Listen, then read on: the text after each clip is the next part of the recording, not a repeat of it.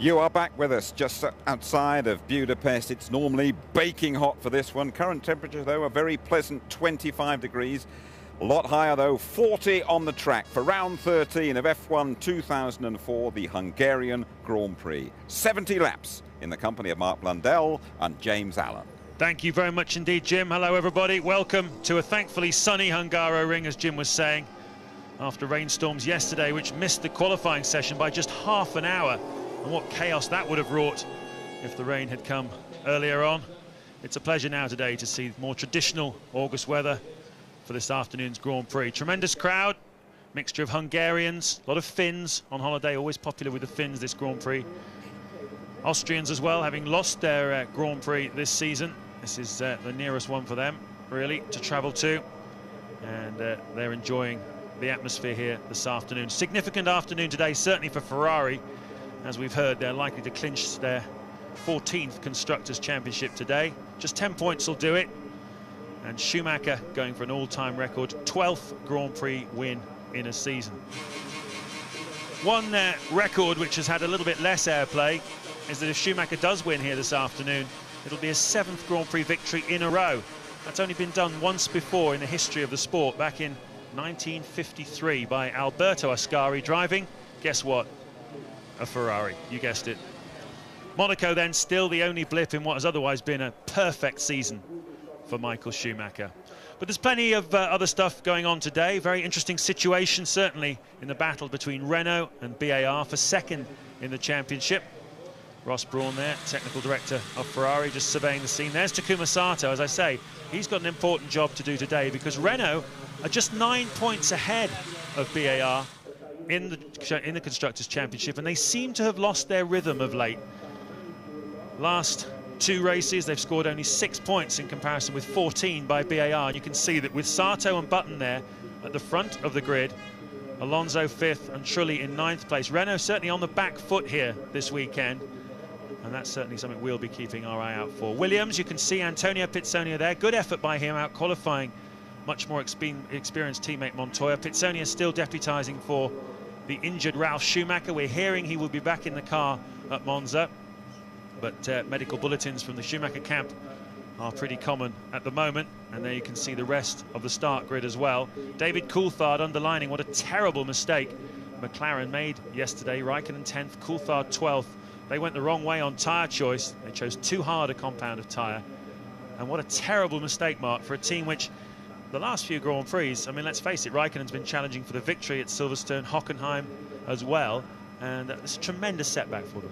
It is a setback, and as you say, when they brought the D-Spec car into play, definitely made an elevation up the grid, and we would have expected them to be a lot stronger here at the Hungaroring. But the one thing what may play into their hands a little is the fact that the track temperature, James, is significantly climbed up in the last 20 minutes, another 10 degrees, 42 at this present time.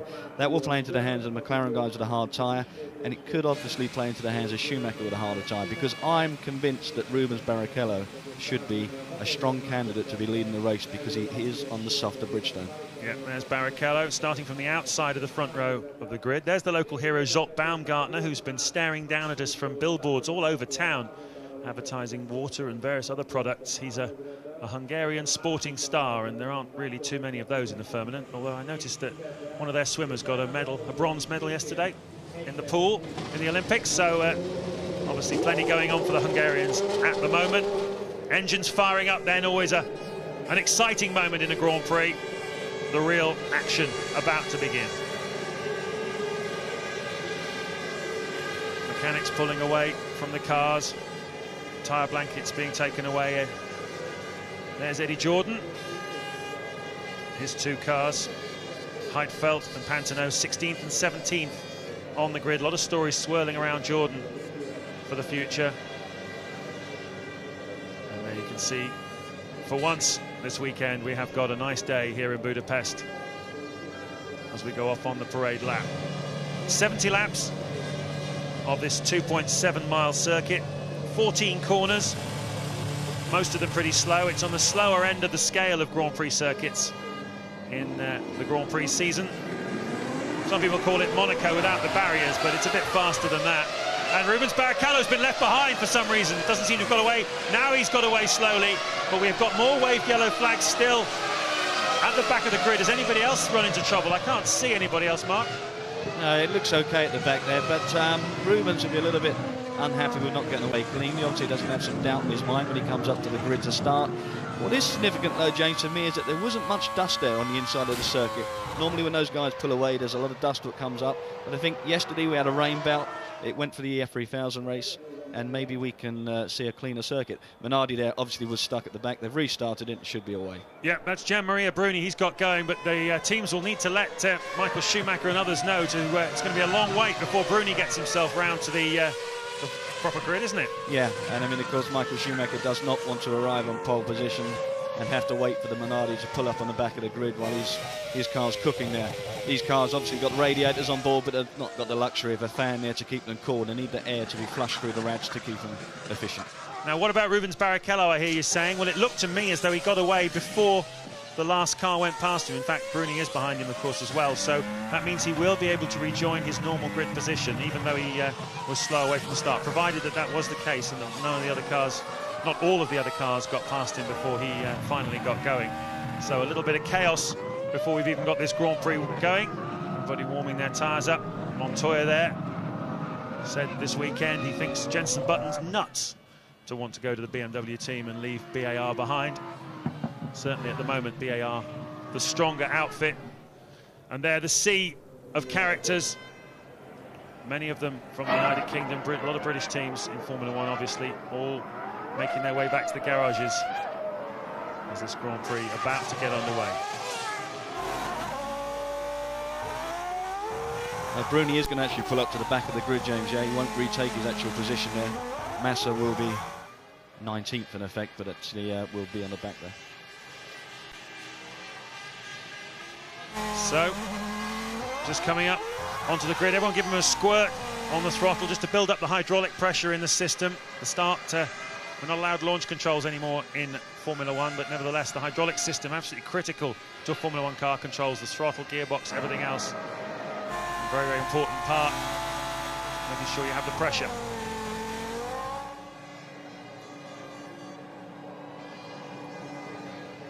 Looked like a car just diving down the pit lane to me. I think it was Baumgartner. Zolt Baumgartner's going to the pits, but let's focus on the start of this Grand Prix. Charlie Whiting on the left, the race director.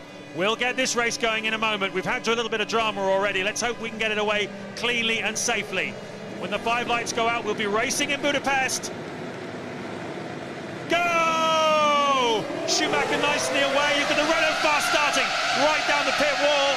BAR goes to block, and the Renault's got through. I think that's Alonso then, trying to fight now for second place off the line. Schumacher said he was concerned about the Renaults off the start line, and Alonso doing a super job.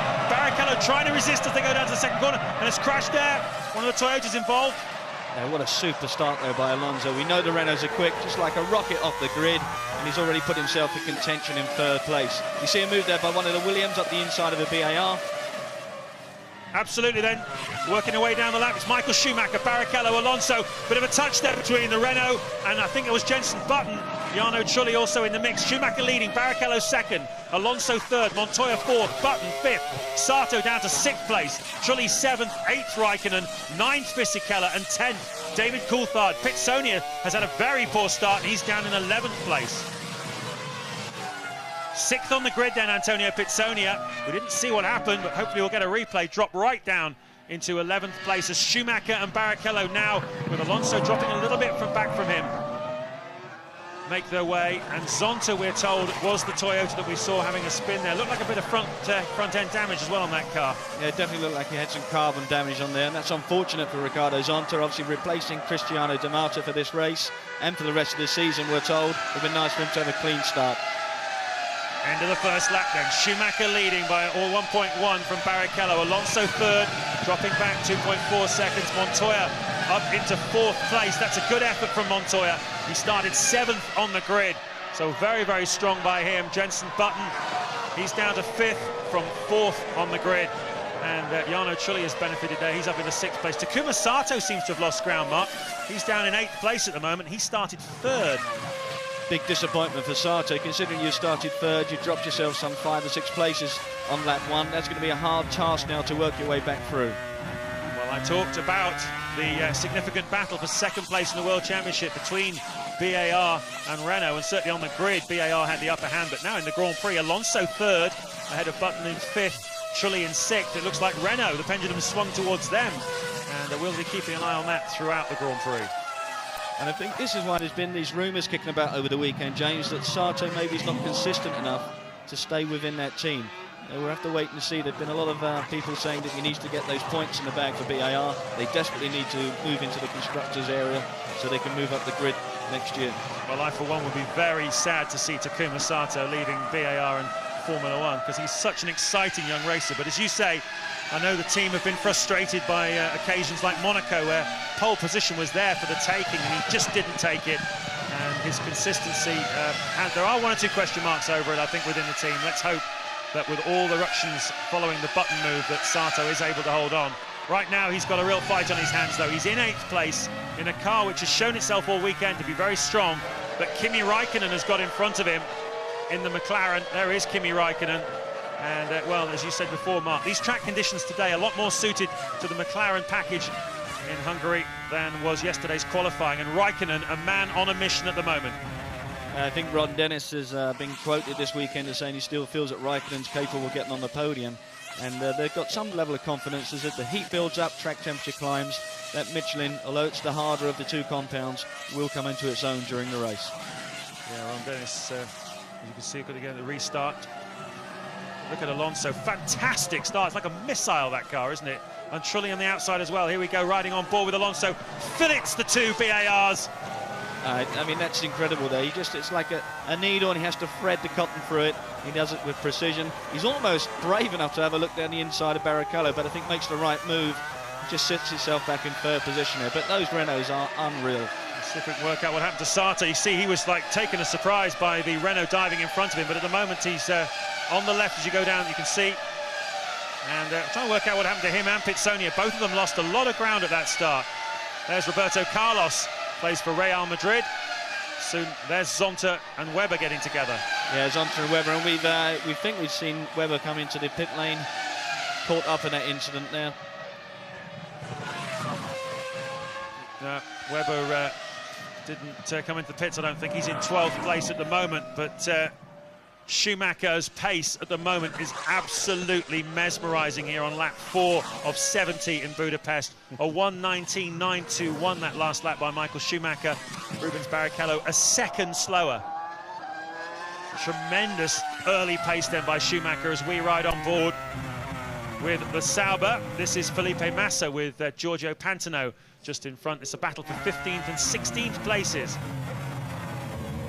Massa very unlucky yesterday. The 2 Saubers extremely quick in pre-qualifying. 3rd and 4th, in fact. And, well, Fisichella managed to translate that into a wonderful 8th on the grid. But Massa had engine problems, and, well, he started from the back of the grid having taken the engine penalty. That's one of the scraps in the field at the moment. This is the battle for 16th and 17th. Another good scrap also going on between Coulthard and Webber for 11th. Also Trulli, Raikkonen, Sato, all together in the battle for 7th, 8th and 9th places. And Massa's making inroads in. We know that he had to start at the back there because of the engine penalty. They lost the engine. But what we do know, he's on the Bridgestone tyre, and this Bridgestone's been so consistent during the weekend. It's got, and watch him just down the inside there, the Jordan. Nice and clean, locks up slightly, and actually looks like he may even lose that place. Just overcooked it under the braking area. He's going to have to do that work all over again. It looks like he's very determined to get through though, Mark, doesn't he? Pantano though locks a wheel, that gives a chance. A chance for Massa. He carried so much speed into turn 1 then. Far too much really, deep on the brakes. Didn't quite work for him, he took the position, but then Pantano able to snatch it back again. And there's a furious scrap here between 2 of the young guns in Formula 1. Yeah, he really just needs to bide his time. He's obviously got the car underneath him, which is far quicker than a Jordan. Just needs to position himself. But this racetrack in particular is not easy to overtake on. It's very much a one-line circuit. Very short. There's not a great big area to really let loose apart from that front straight. And again, that takes no time whatsoever to cover it. Well, they made changes here at the Hungaroring over the last couple of years. Turn 11, 12, 13. This section here now that those cars are approaching. just to try and encourage overtaking at another possible place. Massa certainly would be welcome of any opportunity to make a pass. This is lap 6 though. Schumacher leading by almost 3 seconds from Barrichello in 2nd place. Alonso still 3rd, but he's 6 seconds behind the race leader. Montoya almost 9 behind the race leader now. Button is still 5th, and then it's Trulli 6th, Raikkonen 7th, Sato 8th, Fisichella 9th, and Pinsonia still in 10th place as Massa once again tries to get past Pantano. He's making a bit of a meal of this. He should be able to get past a little bit easier than that. But interestingly now, the Ferraris are a second a lap clear in race pace compared to everybody else. And I'm still slightly disappointed with the fact that Barrichello is not faster than Schumacher because he's on that softer Bridgestone. It should be the quicker combination. Well, we heard Barrichello on the grid saying to Louise that he felt that at certain periods in this Grand Prix he would have the faster car because he's on the soft Bridgestone tyre. At other times, Michael Schumacher would have the advantage. How do you expect that to play out? When will we actually see those differences? Well, for me, the advantage should be now because he has got the softer tyre. He should be able to push and get that extra grip level and produce a faster lap time. The other thing as well, James, as we mentioned earlier, it rained yesterday. That cleans up the circuit. The circuit gets a little bit greener, and the softer tyres should be able to pick up what grip's available. And as the race rubbers in, the tyres get more and more rubber down to the circuit, then the harder tyre guys will make more progress.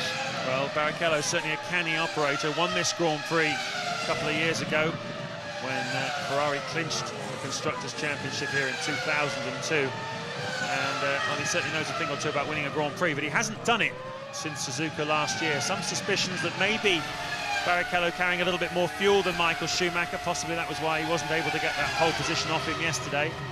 Time will tell. Certainly Schumacher very anxious all season to get himself on the front of the grid where possible, and certainly achieved it yesterday.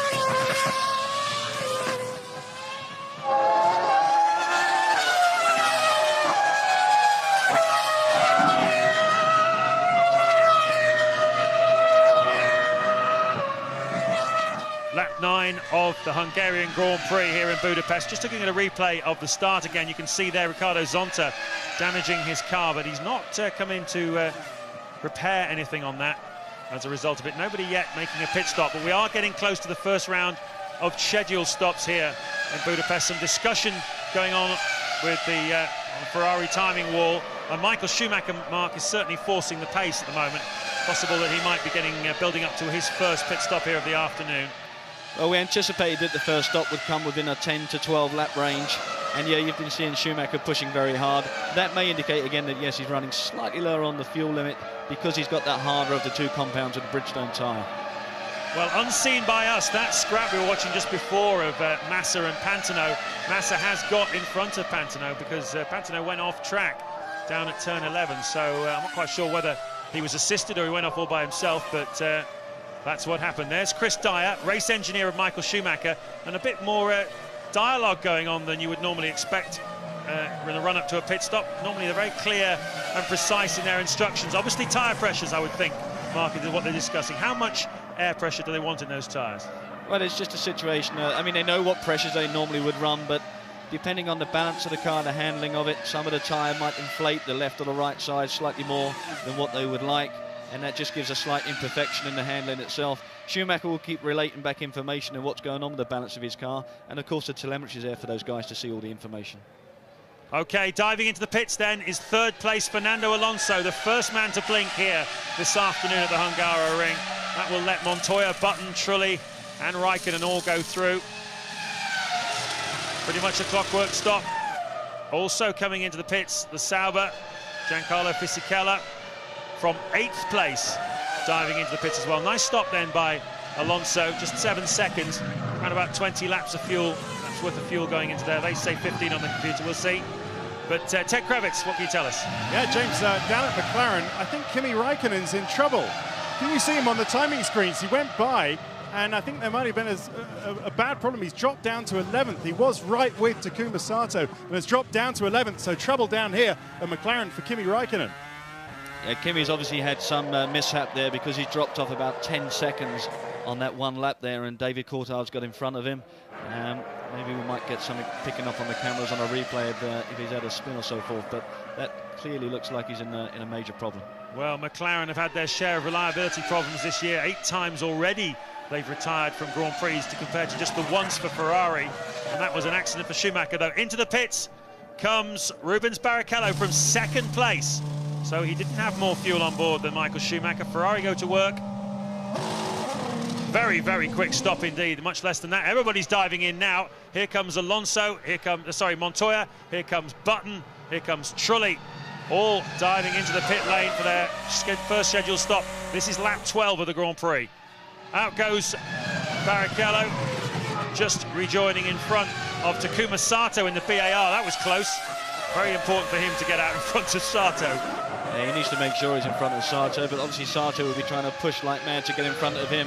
But Sato should be also coming into the pits very soon, lap 11 as we are now. Well, this looks like it's worked out quite well for Mark Webber. He was in 10th place before this round of pit stops, but he's just come out in front of Juan Montoya, and that's going to put him around about 4th or 5th. He's still got his stop to make, but Webber, I know, carrying a little bit more fuel as Klein goes off the road in the other Jaguar.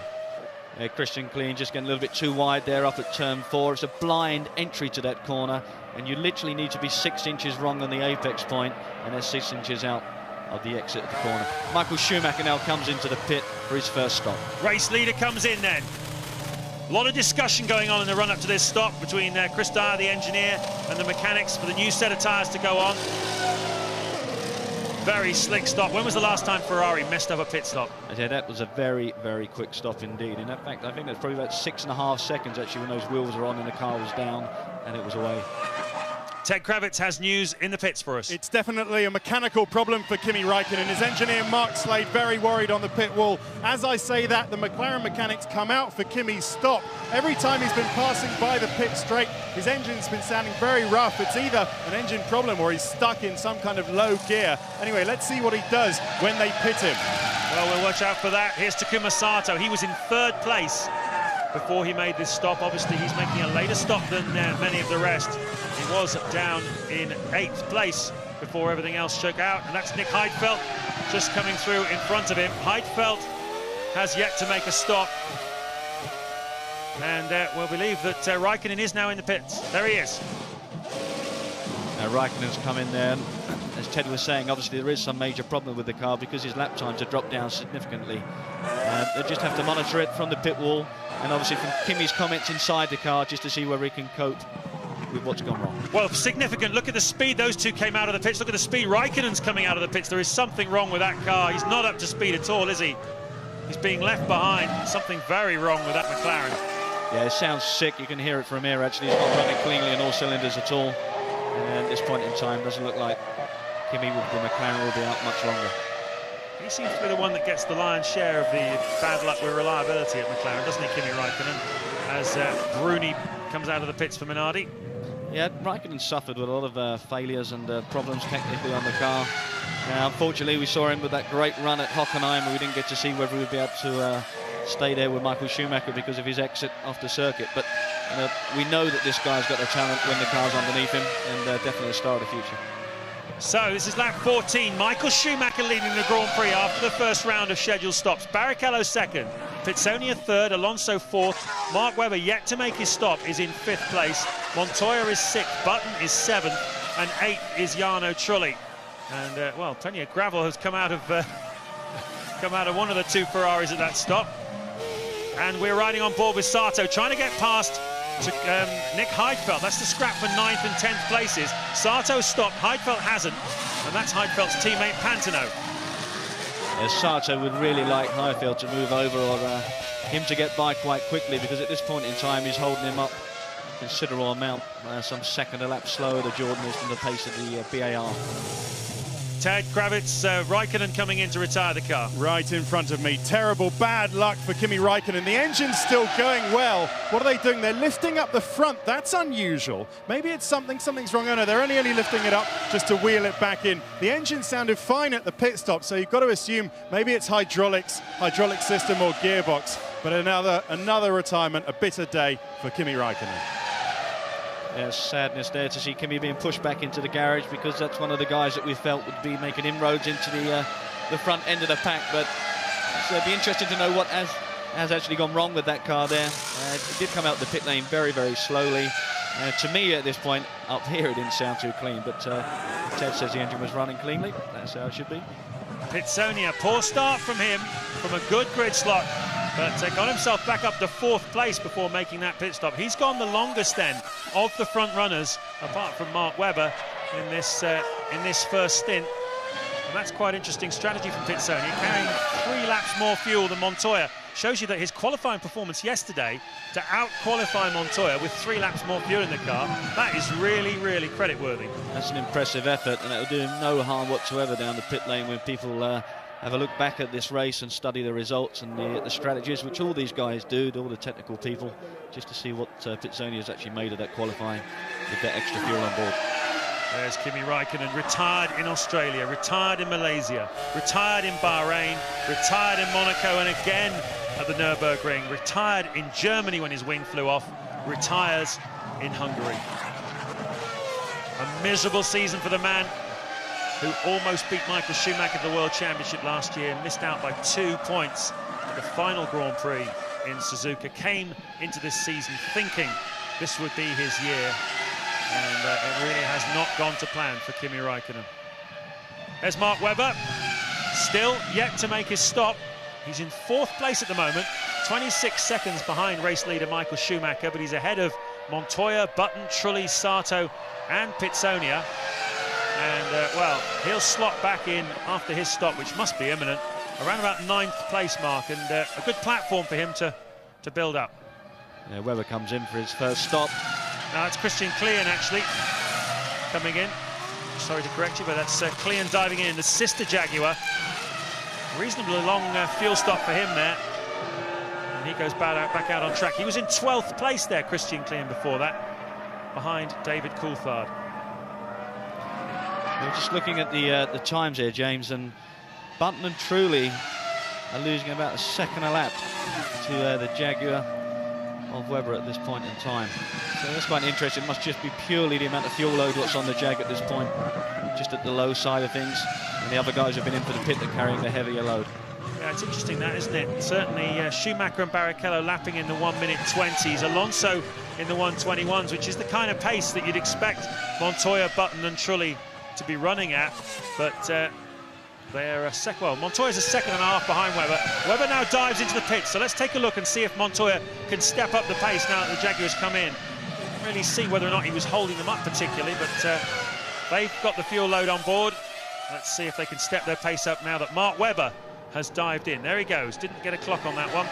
6.3, so a very long first stint, 17-lap first stint for Mark Webber.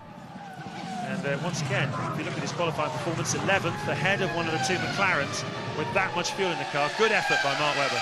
Good effort indeed. He pulls out the pit lane there behind David Coulthard, puts himself back into P10 or 11.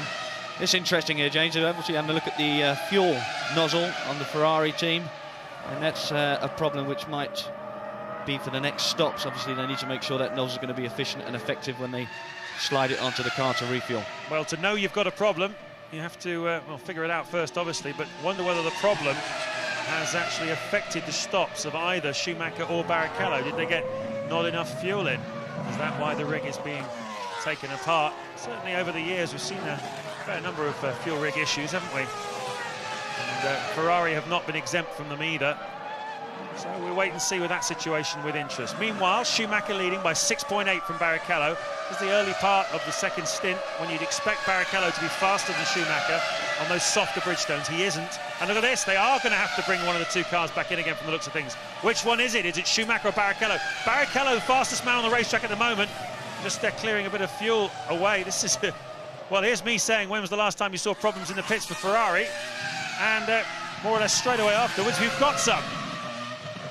Well, it's of interest we watch this to see who does actually come in to take some more fuel on board. We did say Schumacher's stop was very quick. It was about 6.5 seconds there. But there again, Barrichello's was very efficient as well. Well, Barrichello's the man who set the fastest first sector on this lap, which would indicate he's obviously got to get a bit of a move on to try and make up for lost time. But certainly the TV director seems to think it's Barrichello that's going to have to come in for more fuel. Let's see if he's right. We cut to scrap out on track. Jordan and Jaguar. That is Clean and Pantano battle for 16th and 17th. Both Ferraris have gone past then. Neither of them have come into the pits.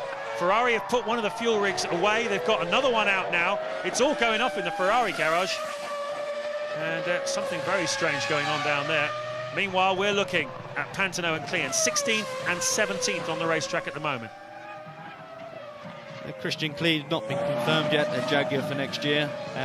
He's done a sensible job, but he hasn't really set the world alight with his comparisons against Webber, which all in all is what you need to do in Formula One. But I think Jaguar are overall quite happy with the guy, and it'll be with interest we'll see if he's about next season. Still work going on, as you can see. They're not happy down there in the Ferrari garage. Problem with, well, clearly there's a problem with the fuel hose itself, the coupling onto the fuel bowser. As Pantano once again locks a wheel whilst being pursued. We saw it with Massa early in the Grand Prix, and now here again with Clean, who probably wouldn't have imagined he'd find himself down in 17th place in a Jaguar, battling with a Jordan, especially considering his teammate Webber is 11th at the moment, having been as high as 4th in this Grand Prix. Well, they're soon to be coming up for the Michael Schumacher hammer, because they're about to be lapped within the next lap or so themselves. Michael Schumacher's going to be careful he doesn't get mixed up in the little scrap what they're having. And one of the Sauber's Massas in the pit, having a new nose fitted, obviously been entangled with somebody else. Quickly in, quickly out. Yes, he was indeed. There's Michael Schumacher then coming through to lap these two cars. Clean and Pantano. This is only lap 20 of the Grand Prix. He's already put a lap on both of the Minardis in 18th and 19th. Bruni ahead of the local man Baumgartner. Just one retirement so far from the Grand Prix. That was Kimi Räikkönen 4 laps ago. And, well, Baumgartner not giving the Hungarians a great deal to cheer about at the moment. Well, we've seen all sorts of stuff going on at Ferrari with the refueling rigs. Ted Kravitz, hopefully you can tell us what's going on. I'm down at Ferrari. There's a stink of fuel in the garage. I asked them what happened. They said there was a leak at Rubens's stop. There was a leak where the nozzle connects with the car. Some fuel got out and was sort of spilling around all over the ground. Only a small amount. Now they think they got the right amount of fuel, more or less, in the car for Rubens. They may have to bring him in a couple of laps before they ordinarily would have, but they're checking everything to decide to discover where the leak came from. Well, certainly Barrichello at the moment is a lot faster than Michael Schumacher. The last lap, normal lap, he was half a second quicker. Schumacher lost a couple of seconds on that lap by having to get through the lap traffic. Now Barrichello, of course, has to do the same thing, but Barrichello has brought the gap down to 4.2 seconds to his team leader, and he's pushing very, very hard at the moment. Schumacher leading then on lap 21 from Barrichello second, Alonso third, Montoya fourth, Button fifth, and Trulli in sixth place.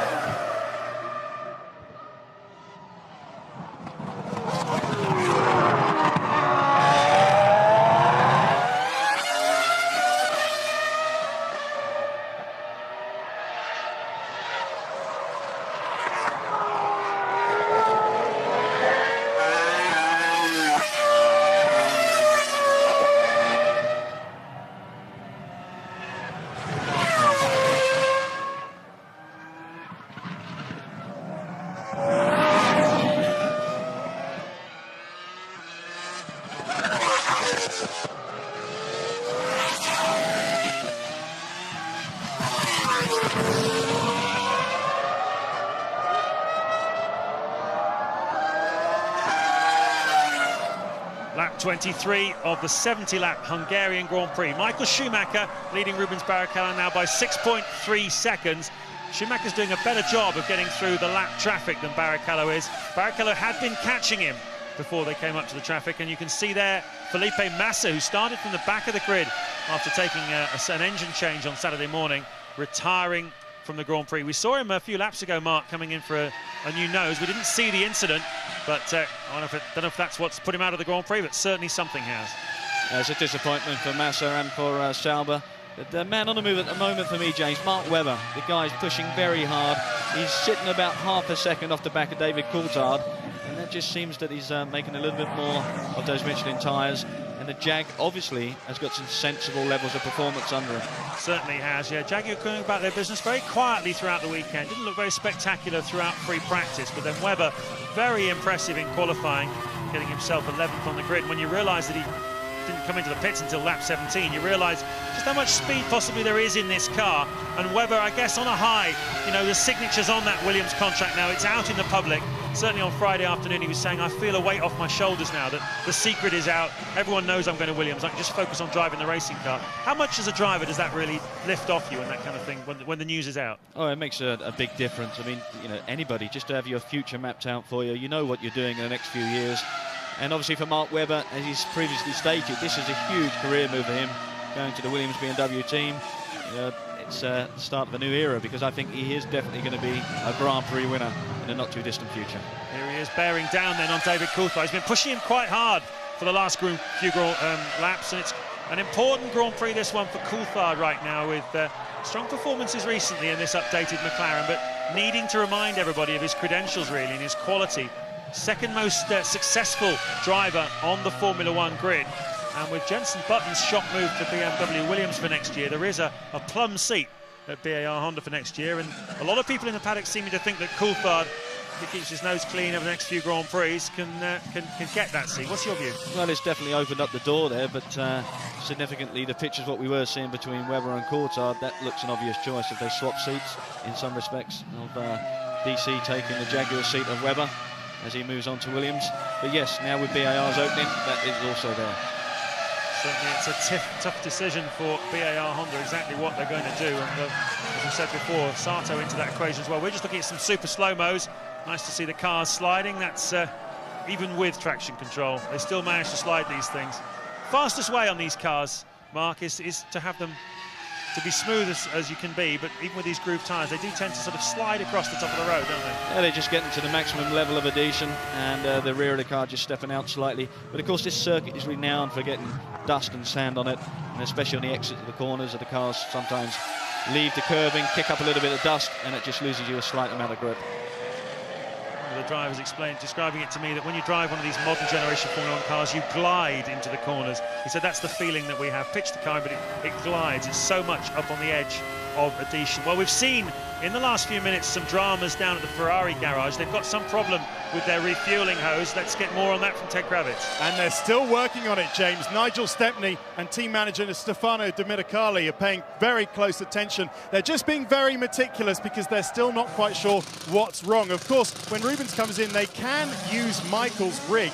But if there's a problem with the connector on Rubens' car, then that could foul the nozzle on Michael's rig, and that could affect Michael's race. And today, they don't want that happening. Yeah, obviously the thing what we need most for a race car is fuel to go in there, and they need to make sure that they've got all of that side of things tidied up. But the backup is there. They can swap strategies in terms of pit stops, and they can put Barrichello in. Oh, this is a replay of the Jaguar spinning off Mark Webber. That's unfortunate. Mark was making great progress. At the same point, I need to keep the car going forward to make inroads into the car in front. And there goes the race leader putting a lap on Mark Webber following that spin. Webber then no longer monstering the back of David Coulthard's car. He's fallen well back now on Coulthard, who's already gone through to complete the next lap, and Webber is 13 seconds now behind Coulthard. That shows you how much you lose when you have a spin like that. Schumacher leading then on lap 27 from Barrichello, 5.7 seconds. Barrichello faster at the moment through the traffic, but 5.7 I think Schumacher will regard as quite a comfortable margin, particularly as Barrichello there has still to get past some lap traffic. Alonso third, Montoya fourth, Button fifth, Trulli sixth. Sato is doing well, got himself up into 7th place, having fallen down to 10th at one point. Pitsonia also, he went long on the first stint. He's up into 8th place, looking for points for the second race in a row for the Ralph Schumacher substitute. And then Fisichella 9th and Coulthard 10th. We've seen Felipe Massa retiring from the Grand Prix. Luis Goodman is with him. Felipe, it was always going to be tough to come through from the back. We know you had a quick car, but what's gone wrong with it? Yeah, the car was very good. I was, win some positions, and then in the end I had a brake problem, so it was quite dangerous to carry on. The brake was very low, the pedal was quite long, and it was quite difficult to carry on, and then the team decided to stop. Very sensible decision. Thanks, Felipe. Well, that's a driver's worst nightmare, James, if you go to put your foot on the brake pedal and you've got hardly anything underneath you. Had it on occasions where the pedal just sinks to the bulkhead. But it's not causing a problem for Michael Schumacher at this time. He can clearly feel his brakes because the guy's just rattled in a 1 minute 19.324, some 3 seconds quicker than anybody else on the race circuit. And again, I think that traffic element, he gets caught up, immediately he gets a clear track, and he breaks away with an extra second gap. Certainly does. That is an enormous pace. 1:19.3 is 2.3 seconds faster than last year's pole position set by Fernando Alonso. That is an absolutely mighty time by Michael Schumacher on lap 28 of the Grand Prix. Barrichello siding his way through the traffic as well. That's Mark Webber, who made that mistake just a couple of laps ago, and that certainly seems to have discouraged him a little bit, getting well out of the way of Rubens Barrichello. And Webber's got Heidfeld to worry about now coming up behind him in the Jordan, so it's all gone a little bit pear-shaped there for Mark Webber. Certainly riding high at the top, though, is Michael Schumacher. We're riding on board with a man who's desperately trying to close him down. Well, we may see Schumacher coming into the pits soon. That may be the possible situation of him pushing himself as hard as ever, make that extra gap. He's increased himself between Barrichello at 8.5 seconds at this moment. One guy who's not doing that well at this point in time is Jarno Trulli. Jarno Trulli's dropped off pace slightly, and the gap's increased between him and Jenson Button. Well, as we said at the top of the programme, Ferrari looking to clinch the Constructors' Championship here this afternoon. All they need is a comfortable 10 points. Michael Schumacher alone looks likely to provide those to them. Rubens Barrichello riding shotgun in second place is going to guarantee it, and that would be their 14th Constructors' Championship. Most significantly, though, 6th in a row. Now, Kimi Raikkonen we saw retiring. Louise Goodman is with him. Kimi, that problem was obviously clearly slowing you for a couple of laps before you actually had to retire. What was it? The engines just kept cutting out, so I think there was some sort of electric problem on the software or whatever it was. So. Thanks, Kimi.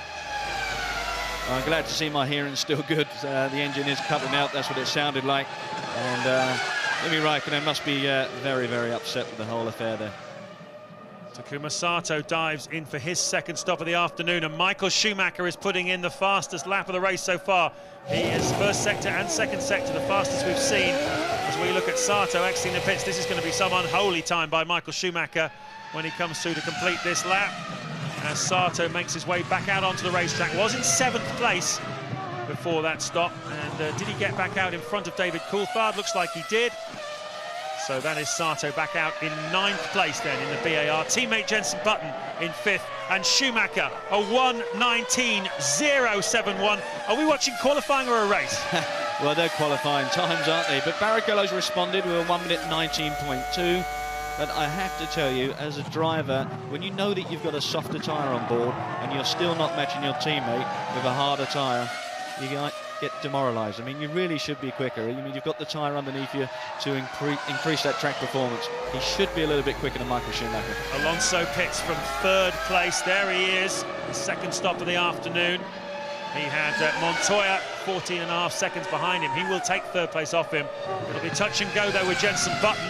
No, it looks like Alonso's going to take it reasonably comfortably, and Button not quite close enough, but Button also yet to make his second stop of the afternoon. Ted Kravitz, what can you tell us? Just a quick word from Jaguar. It's the old problem. Mark Webber's rear tyres have gone off completely. They did set the car up to try and avoid this, but it hasn't worked, and they may pit him a couple of laps early, try and get some new rubber on the back. We know that Jaguar have been struggling with the rear tyres. With the balance of the car, it does seem to increase the heat across them, and a little bit over time wear rate, and that obviously loses grip. And Webber tried to put understeer into his car to take some of that effort off the rear tyres, but clearly not worked. So take the technicalities out of that. How do you actually set a car up so you don't damage the rear tyres? Well, basically just try and put a little bit of understeer into the car, James, so you just take some of the workload off the rear of it. But, you know, in doing so, you can also make the balance quite difficult. If having too much understeer in the corner slows you down too much. Heidfeld comes into the pit lane now. Looks like Williams' team getting ready as well. And rear tyre wear, certainly the bugbear of Jaguar last season. It's one of the things they wanted to design into this R5, was that it would be more gentle on its rear tyres in Grand Prix, because it certainly cost them a lot last year. Problem getting the right front on, though, for Heidfeld. What a shame for him, because he's been super competitive this afternoon in that Jordan. He's been troubling some of the Jaguars, and well, he didn't really need that. Montoya pits, Button pits as well. They both came in on the same lap last time round as well. Third then Montoya at the time, and fifth Button before making these stops. There is Montoya. You'll notice, the eagle-eyed amongst you, that the nose of this Williams is different from previous Grand Prix. We had this rather ugly-looking walrus nose on the Williams. And, well, they've ditched that now, gone for a different solution. It's not necessarily quicker, but the teams say it will help to balance the car out better. Ferrari are ready for one of their two drivers. You can see at the top of the screen there, into the pits comes Rubens Barrichello. Let's see if this fuel hose works. There's no problem getting it on so far, James. They are using, I do believe they are using Michael Schumacher's rig, though, just to make sure. That's a good stop. What is it, 7.5 seconds. And I'm just looking at Rubens as he passes by, and there's nothing coming out or anything like that. So it looks like they've probably fixed that by using Michael's rig. Well, the mechanics are going to have to look sharp, because on the last round, Michael Schumacher pitted a lap after Rubens Barrichello. So if they follow the same procedure, they'll have to refuel that car, that Bowser, for Michael, and get him up, get it all ready, get all the tyres ready for the next stop. But pretty well organised outfit, Ferrari. I'm sure that they will have that well and truly under control. Barrichello rejoins then the Grand Prix, and well, such the margin of the Ferrari team that he doesn't have to worry too much about anyone behind him. Pizzoni has moved himself into fourth place at this moment in time. Alonso in the top three again, so Schumacher leading. But Ferrari team, as you said, James, as Schumacher now comes into the pit, they've obviously turned that fuel around very quickly to make sure that everything's okay for him. It should be a nice clean stop again. Nothing to worry him whatsoever. Okay, let's see how the experts do it then. Fuel hose goes on, tyres on almost in a blink of an eye. You could miss it. Beautiful rhythm to that stop, 7.8. And Schumacher comfortably on his way without any dramas at all. In fact, as I said before, it's a bit of a... I can't remember the last time he had too many dramas. Austria, I think last year, a little fire, didn't he? It didn't seem to bother him too much. Yeah, the guy never seems to have any problems whatsoever. So Schumacher rejoins in the lead. Barrichello there, you can see, in second place. That's the margin between them on the racetrack. They're just approaching half distance in this Hungarian Grand Prix. Alonso is third. Pizzoni yet to make his second stop of the afternoon, is in fourth place for Williams BMW. Trulli, Montoya and Button and Sato have all pitted. They are the top 8, with Coulthard in 9th place.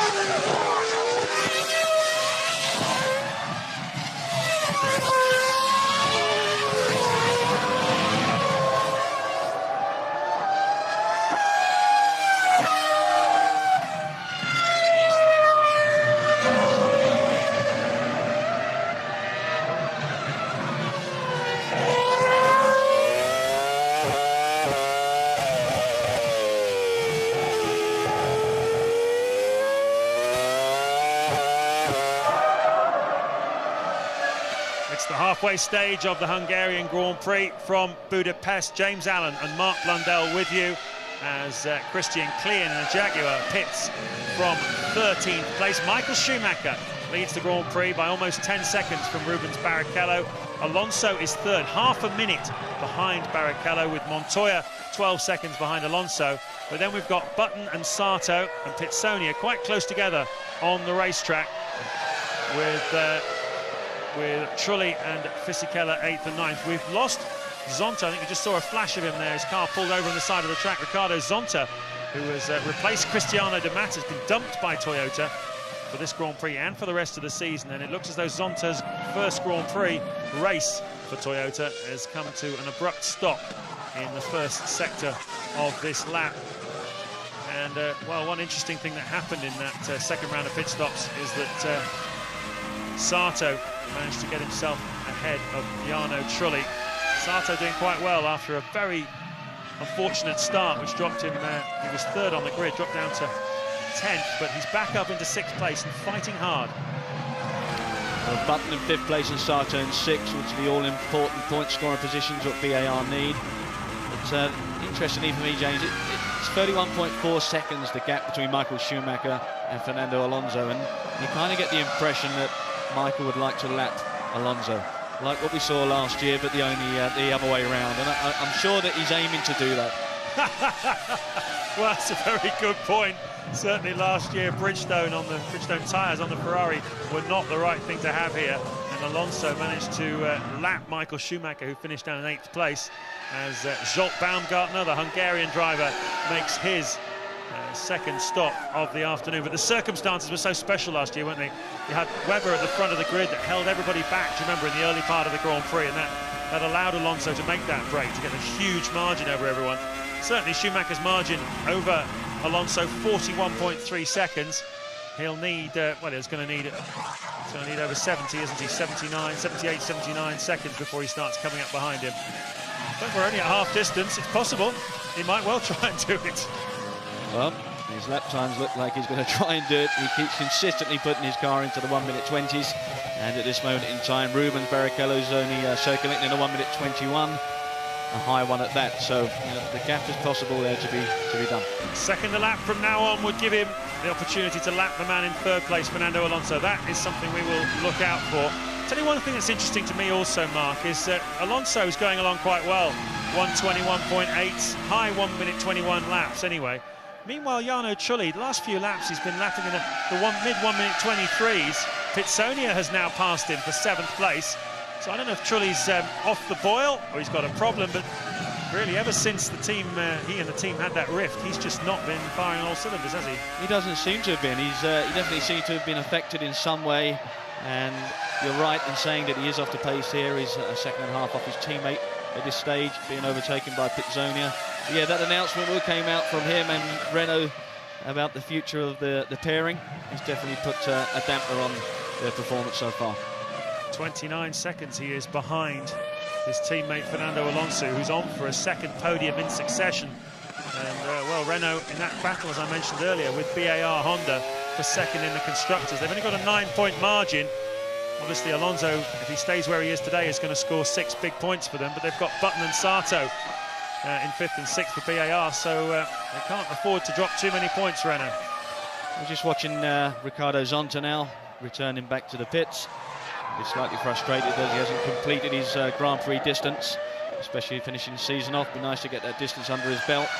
But the other point there, we're just looking at the rear of Sato's car. You can see a little bit of discoloration there on that rear right tyre. And Antonio Pitsonia pushing in some hard laps. He's only some 0.8 of a second now behind Sato in 6th place. That'll be something. And Pitsonia catches up to the back of Sato. There you saw Pitsonia flashing through the frame. It'll be very interesting. 2 hard charges. Pitsonia certainly on the move, as you say, looking for a second points finish in a row for Williams. It's unfortunate for him. He already knows he isn't going to occupy a Williams drive next year because subject to the contract recognition board, obviously Jenson Button on his way to BMW Williams next year to partner Mark Webber. So Pitsonia really driving for, as a showcase really, for other teams, see if he can get someone interested in him. After last season, which didn't start very well with the Jaguar team, He was dropped after the British Grand Prix last year. Pretty ironic, actually, that the 2 Grand Prix he's got to deputise here for Ralf Schumacher this season are the 2 that he missed last year by being dropped before the German Grand Prix. Germany and Budapest then. He's almost completing the season he didn't finish last year. A little bit of a concern for me looking at David Coulthard's lap time. He's down in the 1 minute 24s. I'm not sure whether that indicates a problem for him. Having known his teammates dropped out with mechanical problems, that'll be clearly sitting in the back of his mind. Well, we were talking about Jarno Trulli and his pace. Let's see if Ted Kravitz can explain why he's 2.5 seconds a lap slower than his teammate. Well, Renault, I've been down to Renault. They can't explain why it's 2.5 seconds, but Trulli's handling has just gone completely out the window. It's understeer everywhere. Now, Fernando Alonso has radioed in and saying that he's got really bad graining on this set of tyres, and he's also got understeer, but Alonso's dealt with it a lot better than Trulli. Trulli's just gone right off pace, way down. Renault think that he's also got the graining and the understeer that Alonso's got as Trulli, and they're going to try and get him to do something in the car to cure it, maybe change a diff or something like that. Well, just to explain what Ted means there with the term graining, it purely is small grains of rubber just washing itself across the face of the tyre, and that's just purely losing rubber off the tyre, making it less efficient, less grip, and the guys are struggling with that. And on the front tyres, when you've got that, you've got no grip, you can't turn the car in, you lose valuable tenths of a second on the corners. Well, judging by that, Michael Schumacher is still pushing very, very hard. You see the way he went through that chicane there. Maybe he has set that target of lapping Alonso, particularly if he finds out that Alonso's got problems with his tyres. Certainly Schumacher pushing extremely hard. This is lap 40 then. He's leading Michael Schumacher by 12.5 seconds from Rubens Barrichello. Alonso is half a minute behind the second Ferrari. Montoya 4th, Button 5th, Sato 6th, Pitsonia 7th, and Trulli struggling a bit at the moment in 8th place.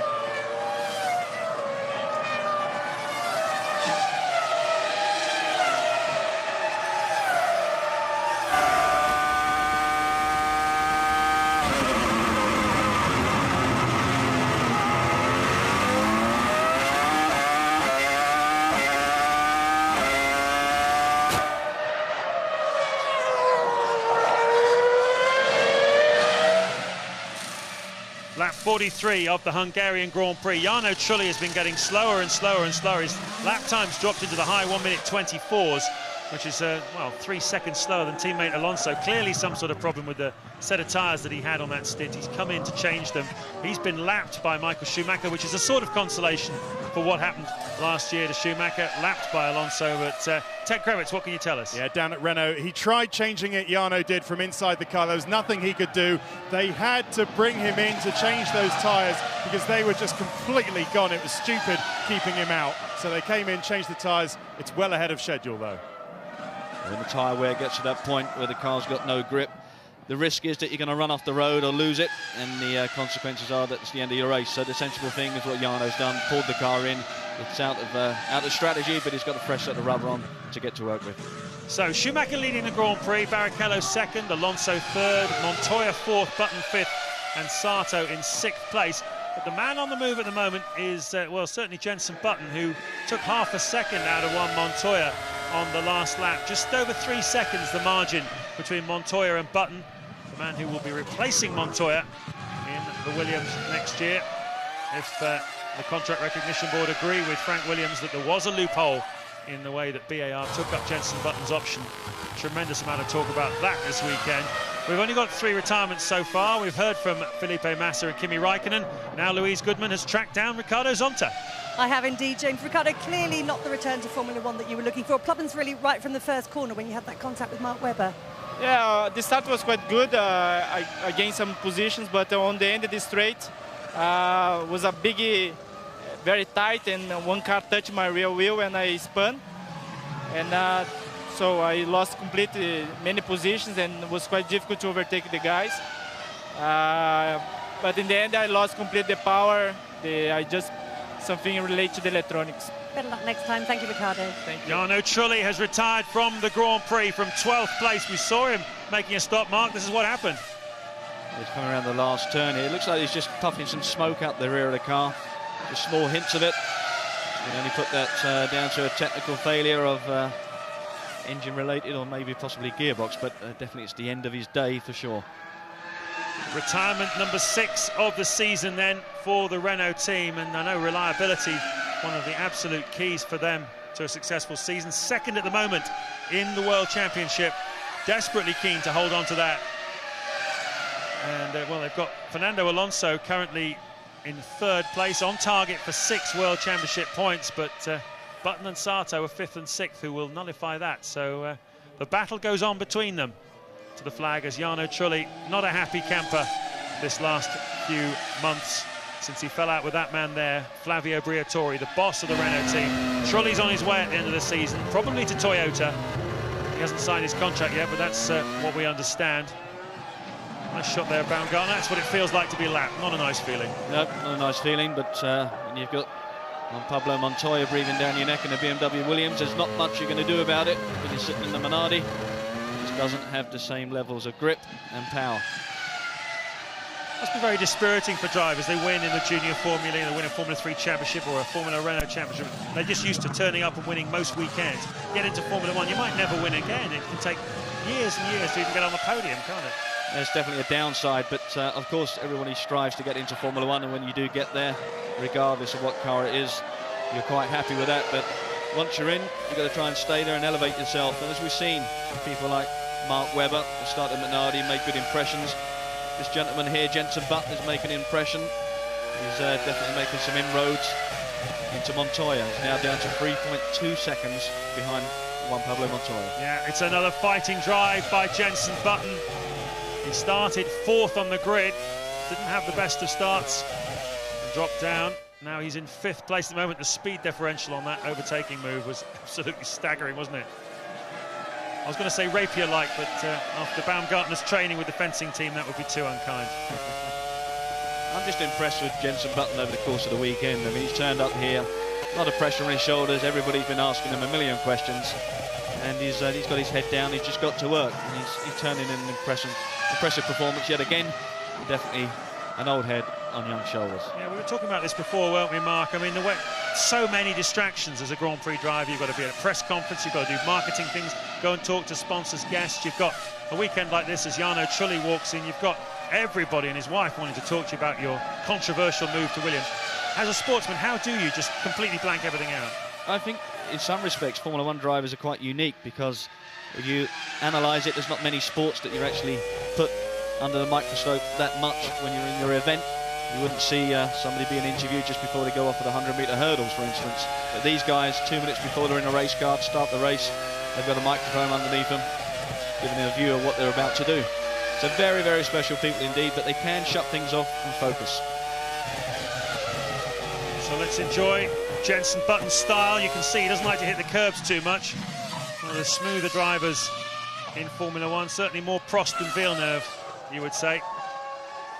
And well, it's been a very effective technique, hasn't it? 7 podiums so far this season with the BAR Honda team. And as Mark was saying, very much the man everyone's talking about.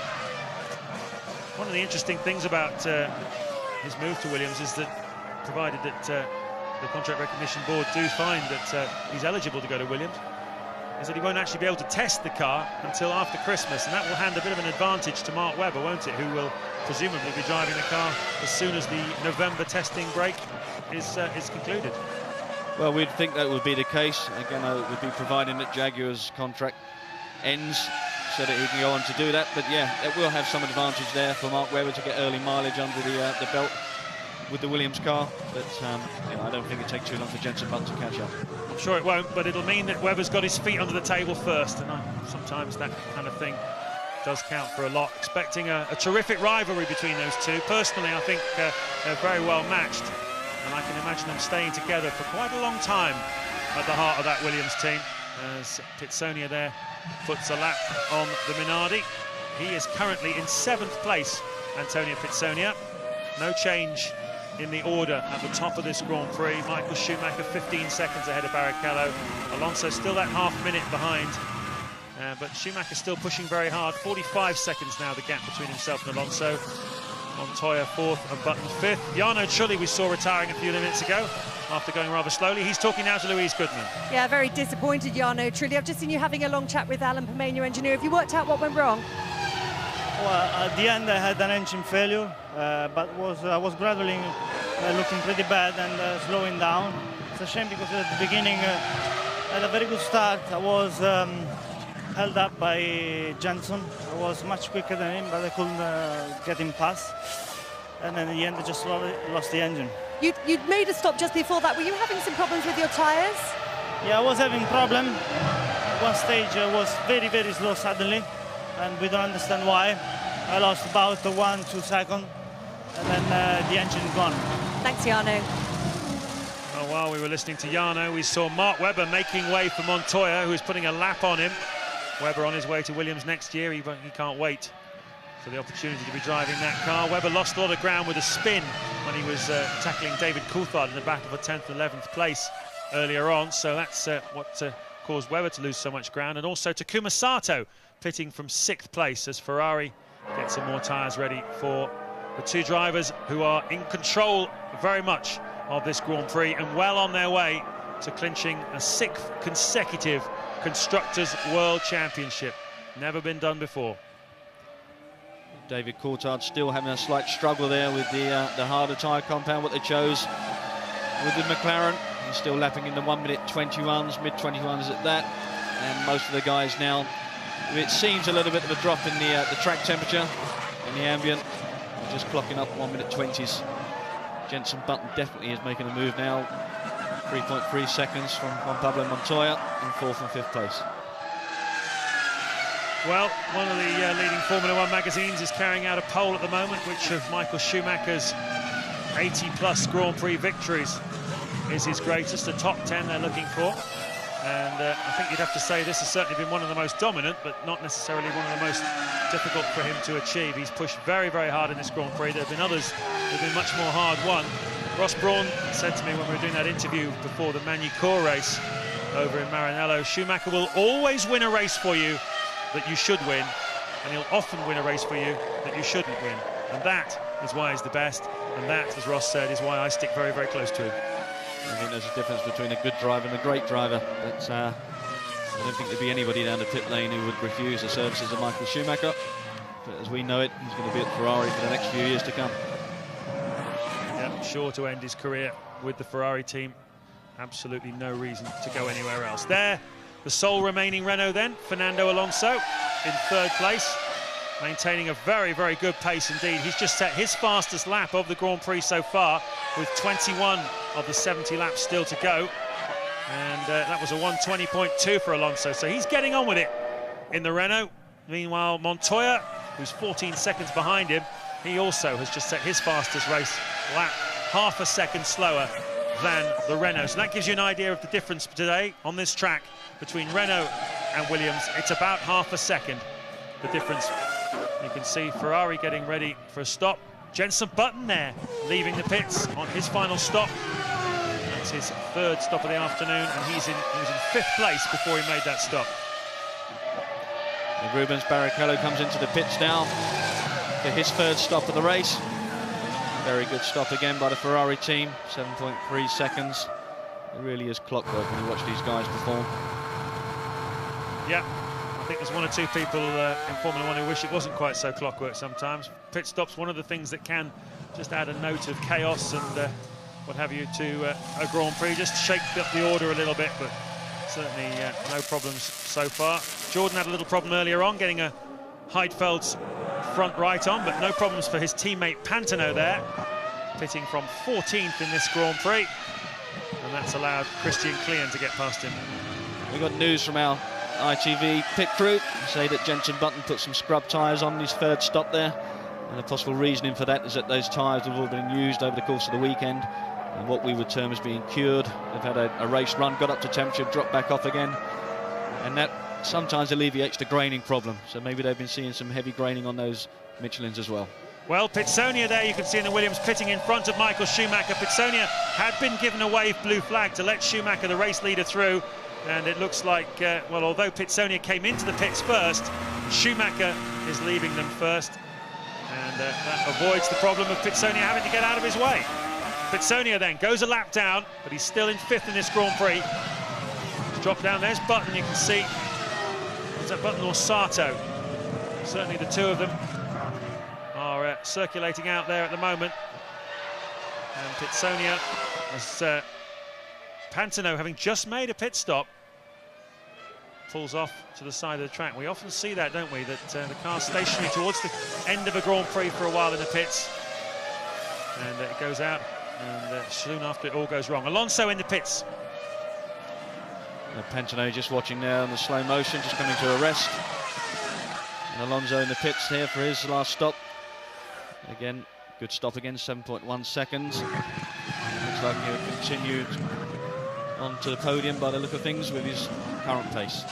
Well, that's allowed Juan Montoya to go through into third place. Rather tantalising for Montoya, the thought of a podium here in Hungary, but of course he has still got to make his third and final stop of the afternoon, and when he does, that'll hand the third place back to Fernando Alonso. And to be fair, Montoya's never really looked like challenging Alonso all afternoon. There's Mark Webber.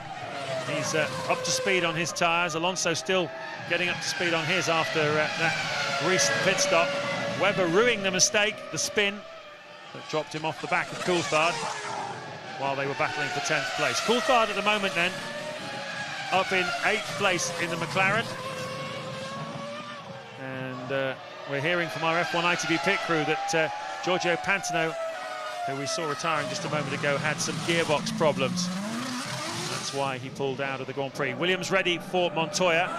Trulli, Zonta, Massa, Raikkonen and Pantano have all retired from this race. We've got 15 cars still running. And Michael Schumacher is going very strongly in the lead. Ted Kravitz. Here comes Juan Montoya. The tyres have been in the pit lane for an awful long time, more than a lap, I've got to say, and he should have a good gap over Jenson Button. It was 6 seconds, but he's very slow getting away. Where's that going to come on? He should still clear Button easily. Meantime, DC is coming in next lap. Well, Montoya comes out onto the track, and there's no sign of any of his rivals anywhere to be seen there. You can see the first BAR coming up, and over the horizon it is indeed Jenson Button, and as Ted said, comfortably out in front of the Englishman. That's the picture then, after 54 laps here at the Hungaroring. Button still in 5th place. They'll be annoyed with that, having started 4th on the grid. David Coulthard, the other Brit, man hoping to take that seat at BAR Honda next year. Pits from 8th place. That'll let Fisichella back through. It's the final points-paying position here. It's quite possible for DC as well that the team may have informed him because of the problems with Raikkonen's car, just to maybe back off slightly if there's any reliability issues. There'd be a connection there, they may want him just to make it so he gets to the end of the race. But at this point in time, he's still circulating in the 1-minute 22s. Well, there's been an awful lot of talk this weekend about the new rules package for 2005. Meetings of the technical working group of technical directors, trying to hammer out the details of what the chassis design could be for next year, the engine rules and the tyre rules as well. Team principals as well, getting together regularly to try and work out what they're going to do as Pitsonia puts a lap on the Minardi.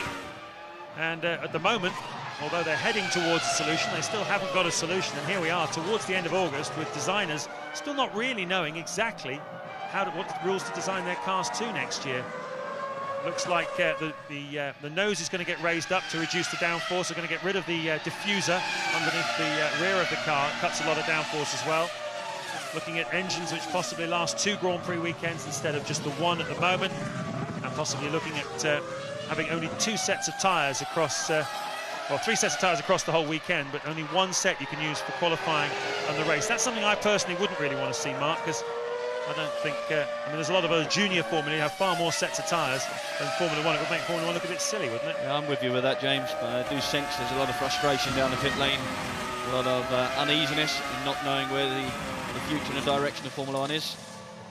At this point in time, Baumgartner comes into the pits for his last stop. And 7.4 seconds, not a bad stop there for Minardi, but unfortunately he's not got a lot to do. One suggestion I did like the idea of, obviously we don't know what the qualifying rules are going to be yet, but one suggestion I've heard Ross Brawn put forward on Friday is to have a qualifying whereby you have an hour, and after the first 15 minutes you lose the slowest 5 cars, then after the next 15 minutes you lose the next slowest 5 cars as Pitsonia goes off the racetrack. And certainly that suggestion of Brawn's has attracted a lot of attention, so we'll see if that one gets any wings, whether the qualifying system will change for Formula 1 for next year. Another quick look at what happened there. Well, you can see what happened there is Antonio Pizzoni has gone to marbles. That extra rubber there, what's been thrown off to the outside of the corner. As soon as you get onto that, you've got no grip whatsoever. Pick it up on your race tyres. Got to try and clean it all off now. And that's probably because he was pushing very hard to try and get onto the back of Takuma Sato. He's only 9/10 of a second away from him, but that's been enlarged now to 2.6 seconds after that off. Pitsonia holds on then to 7th place. Fisichella 23 seconds behind him, no particular threat in 8th place. Schumacher leading Barrichello by 18.5 seconds. Alonso 3rd, Montoya 4th, Button 5th, Sato 6th, Pitsonia 7th. That order has not changed for quite a long time, and we've got 15 laps to go here at the Hungaroring.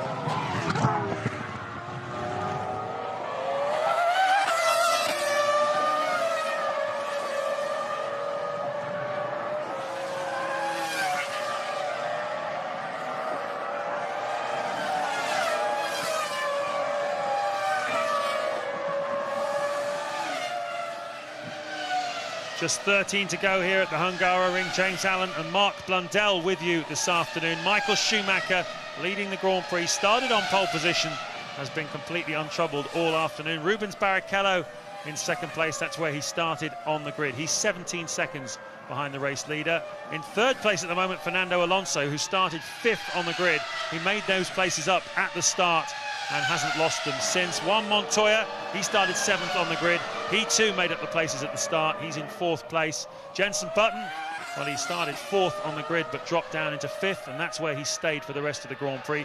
Takuma Sato, he's had an eventful afternoon. He started 3rd, dropped down to 8th at the end of the first lap, and has managed to fight his way back up into 6th, but really can go no further. He's not really quite as quick across the Grand Prix as teammate Button, and he's 16 seconds behind him in 6th place. Pitsonia, well, he's had an eventful afternoon as well. Started 6th on the grid, dropped down to 9th as a result of the first lap, and then has managed to fight his way back up into 6th place. And Giancarlo Fisichella, there he is in the Sauber, started 8th, and he's going to finish 8th as things stand at the moment. Yeah, Fisichella, I still feel he should be a little bit faster with the Bridgestones. As you see, the pace there with the Ferraris is significantly quicker than anybody else. And I kind of expected he'd be moving into that top 6, elevating himself into the higher points. But 8th place, still 1 point for his efforts. And Sauber will be very grateful for that at this moment in time. Well, I mentioned at the beginning the battle between Renault and BAR in the Constructors' Championship. As Panis goes past the Minardi of Zolt Baumgartner. We've seen an awful lot of him this afternoon, mostly in rather unflattering shots of him being overtaken at enormous speed by faster cars. But I mentioned that situation, the scrap between Renault and BAR. Currently 9 points then, the margin between Renault in second place and BAR third. As things stand at the moment, Alonso third, he's going to pick up 6 points for that. But Button and Sato, 5th and 6th, and that's going to give them 7 points. So they close the gap down by 1 to just 8, with another 5 Grand Prix to go. And with Jarno Trulli not seeming to be quite on it at the moment, that's quite an interesting scrap to watch for the rest of the season, I think. I could see BAR nicking 2nd if Renault aren't very careful here. Well, that would be a magnificent feat for BAR if they could do that. Still a young team, 1999 they kicked off. But they've got 2 guys there that need to keep scoring points. Jenson Button scored the majority of those points this season. Sato looks like he's going to be contributing today. And as you say, James, if Jarno Trulli is not that happy with the remainder of his season, doesn't keep the point scoring consistently for Renault, BAR could take the 2nd place laurels. We are riding on board with Jenson Button, who has managed to put away and put behind him all the attention caused by his move to Williams for next year. Driven very well here this weekend. Out-qualified by teammate Sato for the 5th time this season. But on race day, when it really counts, it's been Button who's had the upper hand. Currently 5th with Sato in 6th place. As we'll look at the Ferrari, and certainly Michael Schumacher saying the other day that 4-day test mark that they did in Jerez in Spain, huge track temperatures, well over 40 degrees down there. And Bridgestone brought along a bunch of compounds of tyres after the humiliations of last year in the hot Grand Prix of the summer. They didn't want it to happen again. Ross Brawn has time for his customary mid-race banana, and he knows what we're talking about him. He knows that all the commentators are talking about the banana shop. And, well, that test certainly seems to have done an awful lot of good to come up with good hot weather tyre compounds. And Ferrari in Hockenheim 3 weeks ago, and here again in Hungary, will have the upper hand with the hot compounds. As Ross takes another bite, Giorgio Pantano retired from the Grand Prix, and Louise Goodman's caught up with him. Giorgio, we're hearing from the team some kind of gearbox problem. What can you tell me? I mean, it was a few laps I hear that problem. I think after 20 laps I start to feel that problem because I have also a few outing. That is causing because when I went on downshift I have the rear locking, and but ultimately in the end it's just broken. I have to stop. Bad luck. Thanks. Well, if you're going to continue around a Grand Prix lap, you're going to need gears in the gearbox. And it's going to be quite difficult for Giorgio Pantano to contain that, dropping down the gears in the rear or locking up. A significant spin in one occasion if it happens, but it seems like the gearbox has failed before him anyway. Well, certainly one of the reasons why Ross Brawn is looking so relaxed up on that pit wall. Not only is his cars 1 and 2 in this Grand Prix, but they've stopped development on this car now for the rest of the season. They've got such a margin they can focus on 2005. As I was saying before, the technical regulations for 2005 are still up in the air, but it does seem to be heading in one direction. I mentioned before, and certainly Ferrari throwing a lot of effort and resources at that to try and maintain their advantage. Alonso, look at the bounce on the front right wheel there of that Renault. They're just lifting up the right inside wheel as he put the load on the car like a tricycle. It's not unusual to see that. What you say about Ross Brawn being relaxed, I think Michael Schumacher's been relaxed as well, James. He's now knocking back in the 1 minute 21s. He knows there's not a lot to worry about. Some 50 seconds in front of Fernando Alonso. Well, Alonso certainly was pushing very hard, doing personal best laps one after the other. Seems to have just eased off a little bit now. His lap time's going back into the high 1 minute 21s, but really the pace of Ferrari this afternoon, I think, has blown everybody away. That fastest lap of Michael Schumacher's almost a 1:19 flat. I mean, that's 2.5 seconds faster than last year's pole time, and that's a remarkable lap. Yeah, definitely huge steps and a massive improvement in lap time on a very small circuit in many respects. Fastest man at the moment is actually Rubens Barrichello, who's doing a 1 minute 20.5. He's taken a couple of seconds out of his teammate in the lead there, but I think it's all a bit too late for Rubens. Bit of monkey business there in the Ferrari garage. Not been a thrilling Grand Prix, this one. The highlight, arguably, Ross Brawn eating the banana, but with 8 to go out of the 70, Schumacher on his serene way. 14 seconds ahead of Barrichello, and probably as you said, Mark, allowing him to close the gap now. I think tomorrow they would love the Italian newspapers on the anniversary this weekend of the death of Enzo Ferrari to have a formation finish. Ferraris, 2 Ferraris, 1 and 2 in Budapest for that record 14th constructors, 6th in a row. Yeah, well, I think at this moment in time, Michael Schumacher and the Ferrari team, they don't need to worry about reading history books. I think they're writing the history books, and I cannot see for the life of me, the next 10, 20 years, anybody repeating this kind of performance. It really is incredible. It's built on consistency and personnel, tremendous stability. They've been together for a long time, the men at the top. They like to set the example for the rest of the workforce. Ross Brawn, Rory Byrne, Jean Todt, Paolo Martinelli, the engine builder. There they are, up on the wall. Todd and Brawn, they have a stranglehold on Formula One at the moment. There's been instability at McLaren, there's been instability at Williams, changes, personnel, movements, drivers in and out. Ferrari have just kept it all right at the very highest level. They all have a mentality. None of them wants to let the other one down. They push each other very hard. They win together, they lose together, and no one else can beat them. Well, the worry for that, James, is it's all staying the same for next year as well. So that continuation looks like it's going to be there, and all the other people in the pit lane need to really up their game. Michael Schumacher still circulating the 1 minute 21s. Rubens Barrichello in the low 1 minute 20s. He's now closed the gap down to 12.9 seconds. As you say, James, we could be on for the 1-2 finish, the photo shot, as they call it. Well, the only little moment of drama for Ferrari was that refueling hose, which seemed to have had some kind of problem at Rubens Barrichello's first stop, but ultimately, although there was an awful lot of work going on there in the Ferrari garage, it had no effect on the race of either Schumacher or Barrichello, both of whom were untroubled by any kind of pit stop dramas. Now, down there in the Ferrari garage is Ted Kravitz, and, well, we've seen a bit of monkey business with the mechanics. They're obviously feeling pretty relaxed, Ted. It's a state of nervous apprehension down here, James, right in the heart of the Ferrari garage. Test driver Luca Badoa is just sort of stalking around, giving small sort of half smiles to all the mechanics. They're not smiling back yet. They know there are still a few more laps, 6 laps to go in this race. Just to update you on that fuel rig, they did take it apart. They found something, they mended it, but by then they were all using the same rig, which acted, as the rest of the team did, completely faultlessly. Well, we've had an email through the F1 ITV studio from Andy in Congleton. Didn't give us a surname, saying how many more points does Michael Schumacher need now to secure his 7th world crown? Well, certainly the way he's going today, he's going to take another 2 points out of Rubens Barrichello. 10 points for Schumacher, 2 for Barrichello. This will almost certainly mean he could do it in Spa, but it's more likely to be Monza, Andy, that Michael Schumacher wins his 7th World Championship. Be appropriate. Italian Grand Prix for Ferrari. And Michael pulls it off there. But, yep, definitely on the cards. David Coulthard there, having a bit of a struggle today.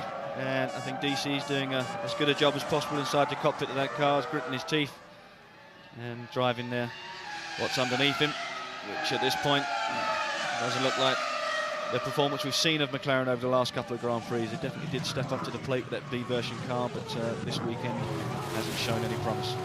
Yeah, Coulthard trying to do something about Fisichella, but 3.1 seconds the gap between them, and he's also got a Jordan he needs to lap, and that's a tantalising prospect. That's how far he is off a World Championship point, David Coulthard, and I think he'll be disappointed with that. The poor tyre choice made by McLaren, as you say, Mark, going into the qualifying session really hurt them, and after a couple of Grand Prix of real momentum for McLaren, Silverstone and Hockenheim, it's a step backwards here in Budapest. Blue wave flags there for the Jordan, meaning he's got to get out of the way, otherwise face a drive-through penalty. And well, the standard now of driving is certainly a lot higher than it used to be in terms of letting lap traffic through, but Coulthard's actually not that close to the back of the Jordan. Getting blue flags, but he's not really close enough to take advantage of them. I think he's going to be breathing down the neck of the Jordan very soon, as we see now. Look, there you go, the Jordan pulls over, lets him go by, which is probably only fair in the scheme of things. DC is in his own race, in contention for a World Championship point, and the Jordan clearly isn't. So let's just recap on what's happened here at Budapest. Michael Schumacher and Rubens Barrichello led away at the start from Fernando Alonso, who had a terrific getaway in the Renault from 5th on the grid, scythed his way through the 2 BARs on the second row and took up 3rd place. Kimi Raikkonen, an early retirement from 7th place with an engine failure. And there was some concern about the fuel rig of Rubens Barrichello, but at the end it turned out to be no big drama. Behind Alonso, Montoya, Button and Sato very closely matched. Jarno Trulli couldn't match the pace all afternoon of teammate Fernando Alonso, and eventually retired with an engine failure in the Renault. Schumacher at one point pulled out over 20-second gap over Rubens Barrichello at the time of the 3rd round of pit stops, but then more recently he's backed off a little bit to allow Barrichello to get a bit closer, although Barrichello's still 13 seconds behind his team leader.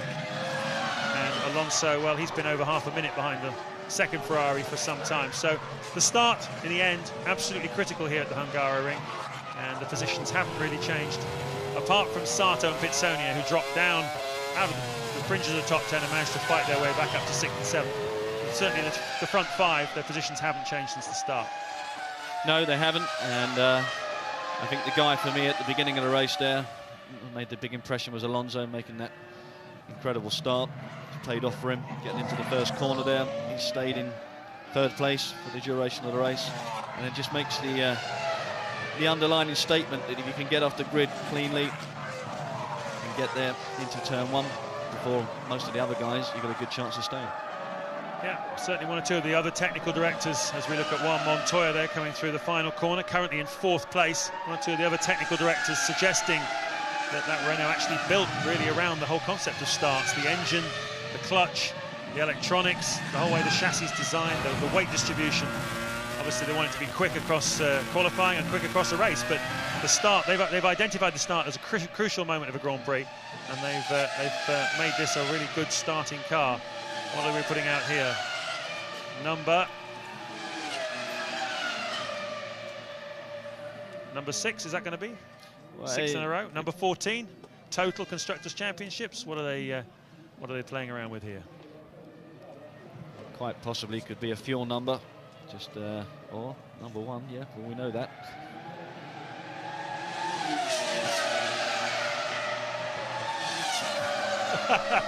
It's a bit like Countdown, really, isn't it? Cara Vorderman would be proud of it, but yeah, well, number 1. You're quite right. Well, there's still 2 laps to go here, and that's I'm not sure about that. A little bit too much hubris for me. Let's wait until the race is finished, shall we? Don't rub it in, boys. Certainly Schumacher, undisputed number 1 in the world on lap 69 out of 70, 11.5 seconds ahead of Barrichello. Alonso 3rd, Montoya still 4th, Barrichello 5th. Sato 6th, Pitsonia 7th, Fisichella 8th. Well, the computers say that there is another lap to go. The Ferrari mechanics seem to be thinking it's either all over or they just want to cheer him on to the beginning of his last lap. There he goes through the frame. And he's pushed pretty hard all afternoon, Michael Schumacher. Only now does he really back off into the 1:23. He's the sort of lap times that the midfielders have been doing all afternoon, and this is him on the slowdown, because his pace this afternoon, particularly in the middle part of the Grand Prix where he was getting into the low 1:19s, has been absolutely sensational. It sent a big message out to all the other teams, as if they needed reminding just how much work they have to do to get on terms with this team, who have won the Constructors' World Championship now for 6 years in a row. Totally dominated Grand Prix racing.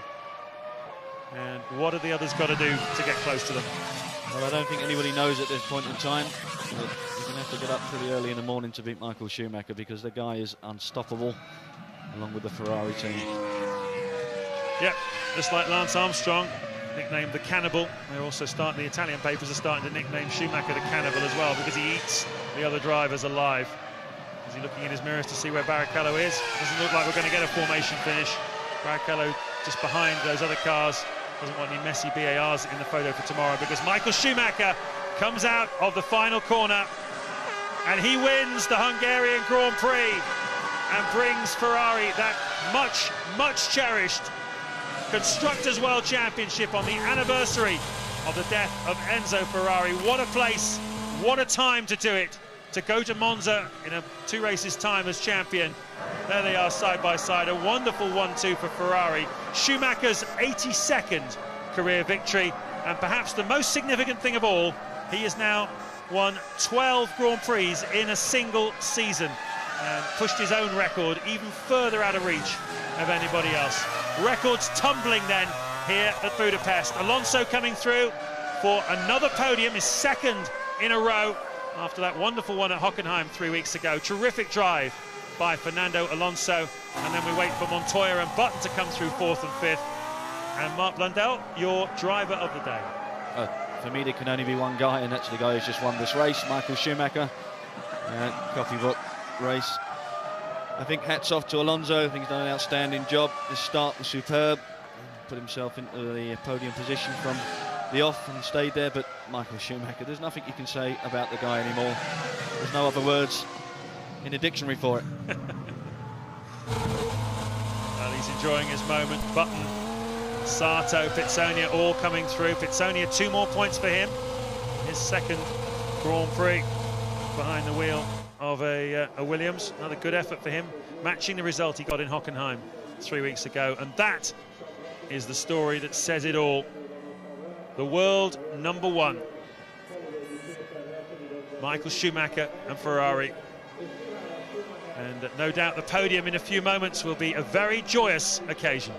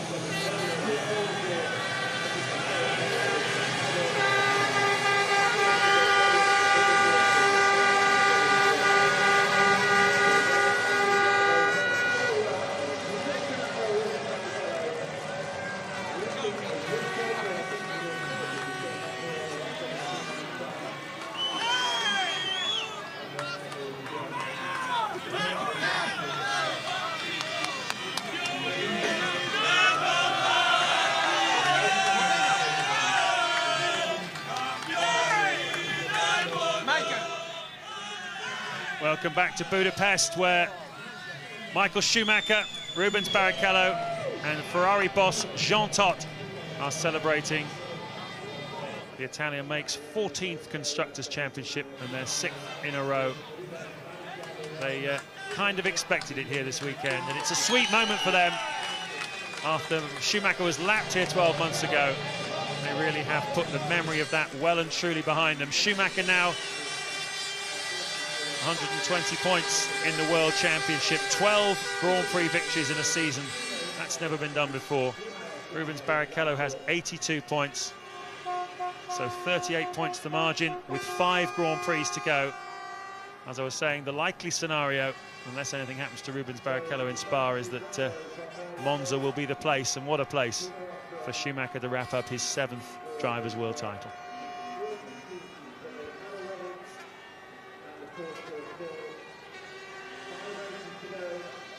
A word for Alonso Montoya Button. Really, as we said before, it was all about the start. Neither Ferrari had a problem, but Alonso made a wonderful start to get in front of the 2 BARs into the first corner, and others dropped behind. And none of them could do anything about this team. A remarkable afternoon if you're a Ferrari fan, and I know there are many of them in the UK and around the world enjoying watching these Grand Prix with us. And I'm sure you've got your red flags flying at home. And if you're not a fan of Ferrari, I suggest you write to the team you are a fan of and suggest that they get a move on and make a faster car, because at the moment they're nowhere near. The great thing about Ferrari as well, James, is when they do win a race, they enjoy it. You can see the Italian passion running through the veins of most of the people there, even though they're from all corners of the world. But they certainly do know that they enjoy themselves after pulling off another event win. And it really is teamwork to its highest standards. Certainly is. Just looking there at Barrichello. Not really on the pace of teammate Michael Schumacher all weekend here, except in that pre-qualifying session yesterday afternoon, where he banged in a wonderful time on those soft Bridgestone tyres that did suggest that he might challenge Schumacher for the pole position, but well, when it came down to it, he wasn't able to. And really the story from there on was Schumacher's race for the taking. This then, the 699th Grand Prix for Ferrari. So they're celebrating 700, by far the most races anyone's taken part in, at Spa in 2 weeks' time. And I think the next 2 Grand Prix are going to be all about celebrations of all sorts for Ferrari. Certainly this one is.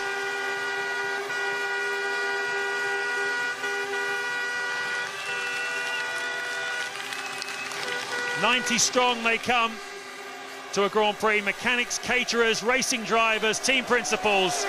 They come to win, and win they have done big."